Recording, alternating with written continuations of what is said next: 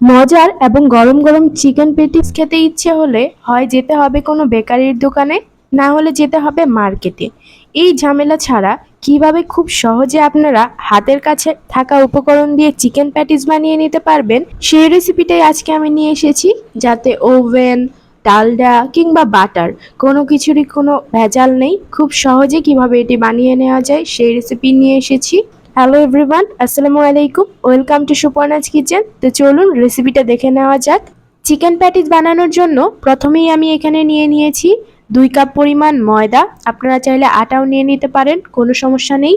তাতে দিয়ে দিচ্ছি হাফ চা চামচ পরিমাণ লবণ। এবার ময়দার সাথে লবণটাকে ভালোভাবে মিক্স করে নেওয়া হয়ে গেলে তাতে দিয়ে দিচ্ছি 1 চা চামচ পরিমাণ সয়াবিন তেল।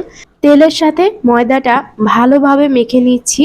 যখন তেলের সাথে ভালোভাবে ময়দাটা মাখানো হয়ে যাবে তখন অল্প অল্প করে নর্মাল টেম্পারেচারে থাকা পানি দিয়ে একটা মসৃণ ডো বানিয়ে নিব।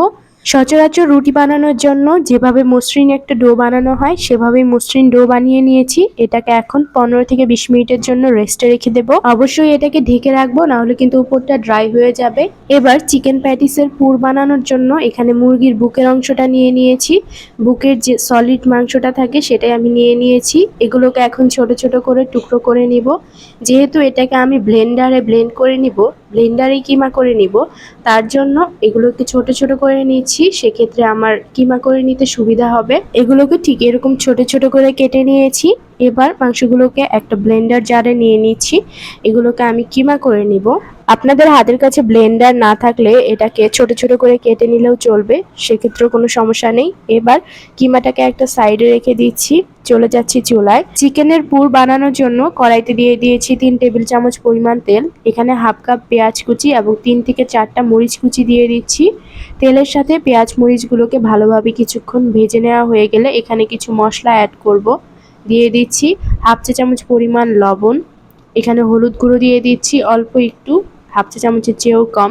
মরিচ গুঁড়ো দিয়ে দিচ্ছি সামান্য, আপনারা ঝাল বেশি খেলে সেক্ষেত্রে বেশি দিতে পারেন। ধনিয়া গুঁড়ো হাফ চা চামচের কম। অল্প একটু দিয়ে দিচ্ছি জিরার গুঁড়ো। সয়া সস দিয়ে দিচ্ছি হাফ চা চামচ পরিমাণ এবং এখানে আদা রসুন বাটা দিয়ে দিয়েছি হাফ চা চামচ পরিমাণ। সবগুলো মশলা একসাথে ভালোভাবে মিশিয়ে নেওয়া হয়ে গেলে তাতে দিয়ে দিচ্ছি চিকেন কিমা। এবার মশলার সাথে চিকেন কিমাটা ভালোভাবে মিশিয়ে নিব। কিছুক্ষণ মশলার সাথে কিমাটাকে ভালোভাবে মিশিয়ে নেওয়া হয়ে গেলে এখানে পানি দিয়ে দিচ্ছি 1 কাপের চেয়ে একটু বেশি। চিকেনটা যেহেতু কিমা করা তাই এটা সেদ্ধ হতে বেশি সময় লাগবে না, 1 কাপ পানি যথেষ্ট। পানির সাথে চিকেনটা মেশানো হয়ে গেলে এটাকে ঢেকে দিচ্ছি। এটাকে রান্না করে নিয়েছি প্রায় 10 থেকে 15 মিনিট। এ পর্যায়ে চিকেনটা কিন্তু সেদ্ধ হয়ে গেছে। এখন শুধু এগুলোকে ভেজে নেওয়ার পালা, এটাকে আর ঢেকে দিতে হবে না। চুলার মাঝারি আছে প্রায় 10 মিনিটের মতন এটাকে আমি ভেজে নিব এবং চিকেনগুলোকে একেবারে ঝুরঝুরে করে নিব, যাতে পরবর্তীতে আমার চিকেন প্যাটিসের পুর দিতে সুবিধা হয়। যখন এরকম হয়ে যাবে এটাকে আমি নামিয়ে রেখে দিচ্ছি একটা সাইডে। এবার একটা বাটিতে নিয়ে নিচ্ছি হাফ কাপ পরিমাণ সয়াবিন তেল এবং তাতে দিয়ে দিচ্ছি 4 চা চামচ পরিমাণ কর্নফ্লাওয়ার। আপনাদের হাতের কাছে কর্নফ্লাওয়ার না থাকলে ময়দাও ব্যবহার করা যাবে। এবার তেলের সাথে কর্নফ্লাওয়ারটা ভালোভাবে মিক্স করে নিচ্ছি। এটাকে ঠিক ততক্ষণ পর্যন্ত মিক্স করব যতক্ষণ না একেবারে মসৃণ হয়ে যাচ্ছে। দেখুন, এটার মধ্যে কোনো দানাদার অংশ কিন্তু থাকা যাবে না। এটাকে মিক্স করা হয়ে গেছে, একটা সাইডে রেখে দিচ্ছি। চিকেন প্যাটিসের জন্য যে একটা ডো বানিয়ে রেখেছিলাম সেই ডোটা কিন্তু 15 থেকে 20 মিনিট পর প্রায় সেট হয়ে গেছে। এটাকে আরেকটু মথে নিয়ে ছোট ছোট করে লেচি করে নিচ্ছি। একেবারে ছোট লেচিও হবে না, মাঝারি সাইজের লেচি করে নিচ্ছি। এবার এগুলোকে বল বানিয়ে নিচ্ছি রুটি বানানোর সুবিধার্থে। এবার একটা লেচি নিয়ে নিচ্ছি, এটাকে রুটি বানিয়ে নিব। অল্প অল্প করে ময়দা দিয়ে এটাকে রেগুলার সাইজ একটা রুটি বানিয়ে নিচ্ছি। আমরা সবসময় যেরকম রুটি বানাই সেরকমই একটা রুটি বানিয়ে নিচ্ছি। এটা একেবারে পাতলাও হবে না, একেবারে মোটাও হবে না। রুটিটা বানানো হয়ে গেলে সেই যে আমরা তেল দিয়ে কর্নফ্লাওয়ার দিয়ে তেলের মিক্স করে রেখেছিলাম সেই তেলটা দিয়ে দিচ্ছি। একটা স্প্যাচুলার সাহায্যে সম্পূর্ণ রুটির উপর তেলটা ছড়িয়ে দিচ্ছি। তারপর দিয়ে দিচ্ছি কর্নফ্লাওয়ার। আপনাদের হাতের কাছে কর্নফ্লাওয়ার না থাকলে ময়দাটা ব্যবহার করতে পারবেন, কিন্তু হাতের কাছে কর্নফ্লাওয়ারটা থাকলে সেটাই ব্যবহার করার চেষ্টা করবেন। এবার আমি কিভাবে রুটির ভাঁজগুলো দিচ্ছি একটু লক্ষ্য করুন।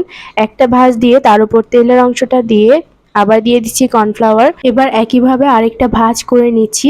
প্রতিটা ভাঁজে ভাঁজে আপনারা ভাঁজ করবেন আর তেল দিয়ে তার উপর কর্নফ্লাওয়ার দিয়ে দিবেন। ভাঁজগুলো ঠিক কিভাবে দিচ্ছি একটু ভালো করে দেখবেন। এটাকে আমি বলে বুঝাতে পারবো না, কাজটা আপনাদের দেখেই বুঝে নিতে হবে। আরেকটা ভাঁজ দিয়ে কিন্তু ঠিক একইভাবে তেল এবং কর্নফ্লাওয়ার দিয়ে দিতে হবে। এই ভাঁজটা দেওয়া হয়ে গেলে এবার আমরা রোল করে নিব। একটু টেনে টেনে এই রোলটা করে নিব।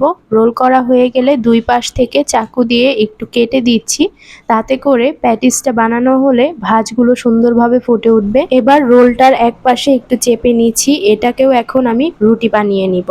একটু কর্নফ্লাওয়ার দিয়ে রুটিটা বানিয়ে নিতে পারেন, সেক্ষেত্রে আর এটা ছিঁড়ে যাবে না। রুটি বানানো হয়ে গেলে এটাকে আমি চার কোনা করে কেটে নিচ্ছি। তারপর যে আমরা পুরটা বানিয়ে রেখেছিলাম চিকেনের, সেই পুরটা দিয়ে দিচ্ছি। এখানে আপনাদের যতটা ইচ্ছা পুর দিতে পারেন। পুরটা দেওয়া হয়ে গেলে সাইড দিয়ে একটু পানি দিয়ে দিচ্ছি। এই পানিটা কিন্তু আঠার কাজ করবে। এবার প্যাটিসের শেপটা দিয়ে দিচ্ছি। দেখুন ভাঁজটা কত সুন্দর হয়েছে এবং ভাঁজগুলো কিন্তু বোঝা যাচ্ছে।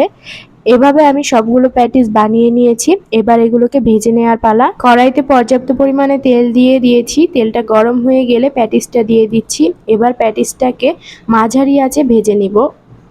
ঠিক যখন এরকম ব্রাউন কালার চলে আসবে এগুলোকে উঠিয়ে নিব। একইভাবে আমি সবগুলো প্যাটিস ভেজে নিয়েছি। প্যাটিসের ভাঁজগুলোও কিন্তু দেখে বোঝা যাচ্ছে, আর এটা কিন্তু অনেক বেশি খাস্তা হয়েছে। শব্দটা আপনারাই শুনুন। শব্দটা শুনলেন তো? আশা করি শব্দ শুনেই বুঝতে পেরেছেন এটা কতটা মচমচে হয়েছে। আমি আপনাদের বোঝানোর সুবিধার্থে আরেকটা প্যাটিস ভেঙে দেখাচ্ছি। শুনলেন তো এটা কতটা খাস্তা হয়েছে? শব্দ শুনেই কিন্তু বোঝা যাচ্ছে, আর ভিতরে কিন্তু অনেকগুলো লেয়ার পড়েছে। এটা দেখতে যত না লোভনীয়, খেতে কিন্তু তার চেয়ে অনেক বেশি মজাদার। হঠাৎ প্যাটিস খেতে মন চাইলে ঝটপট কিন্তু এটা বানিয়ে ফেলতে পারবেন। আর আপনারা তো দেখলেনই, এটা বানাতে ডালডা, বাটার কিংবা ওভেন কোনো কিছুরই ঝামেলা নেই। খুব সহজেই বানিয়ে নিতে পারবেন। আশা করছি ভিডিওটি আপনাদের কাছে ভালো লেগেছে।